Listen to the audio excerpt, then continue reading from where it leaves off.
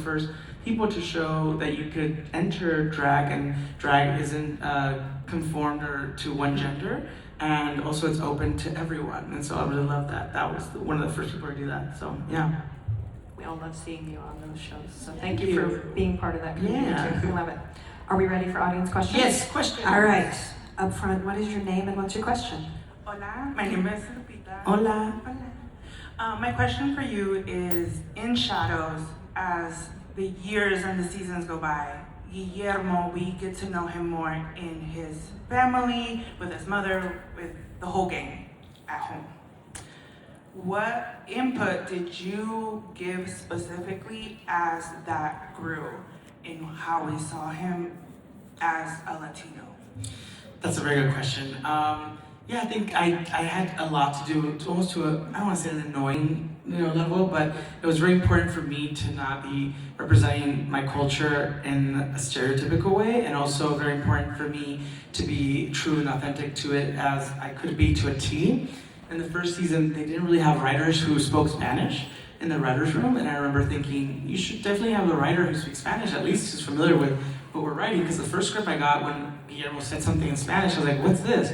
They're like, that's what he says in Spanish. I was like, was this Google? Like, did you Google like the English sentence and translate it? I was like, this it doesn't breathe like it's a real authentic conversation in a Mexican household, And so it was really important for me, and I put my foot down with that, and I think at the beginning, the showrunner was a little bit maybe annoyed with that, just because it would have been easier, because I think a lot of actors sometimes are just happy to have the job, and they're like, I don't want to, step on any toes, and I was like, no, because then you have to live with that later on. You have to live with yourself, knowing that like, there was one season, the first season, there was an episode where Guillermo goes to visit his mom, and it was really important for me that the actress who plays my mom should feel that we're Mexican descent, I was like, give the opportunity to a Mexican actress.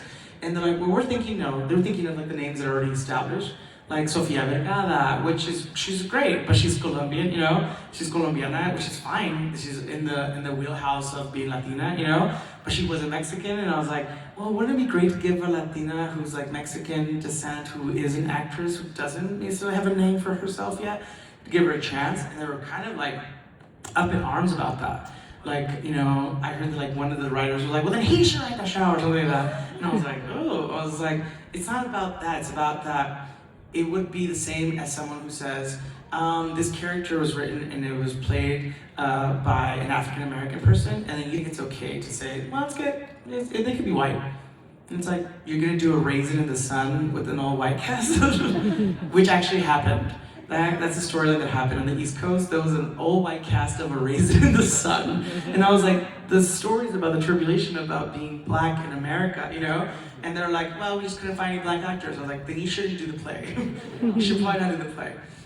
So it was kind of like that, where the idea was that I didn't feel that I was pushing anything that it doesn't get given automatically for anyone else that is not POC. You know what I mean? For POC people, it feels like it's a little bit harder to like, if you speak up, it's like, oh, you're being difficult. And it's like, I don't think it's being difficult. I don't think, it's because it's the privilege of never having to ask to be represented.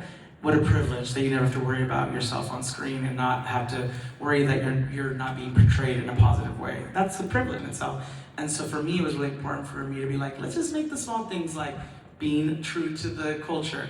We were doing a scene where like it was Christmas time, and they told me, what would they be at the household eating? It's like buñuelos, like for Christmas.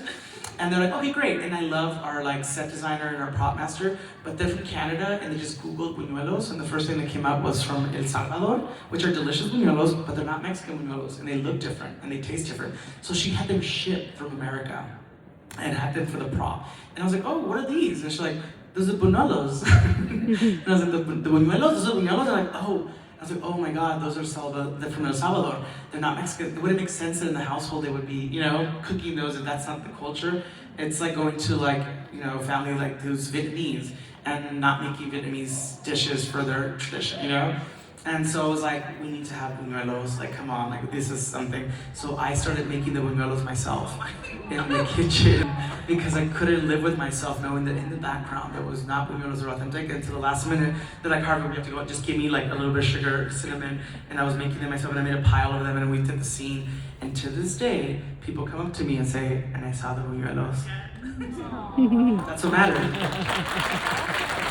Gracias.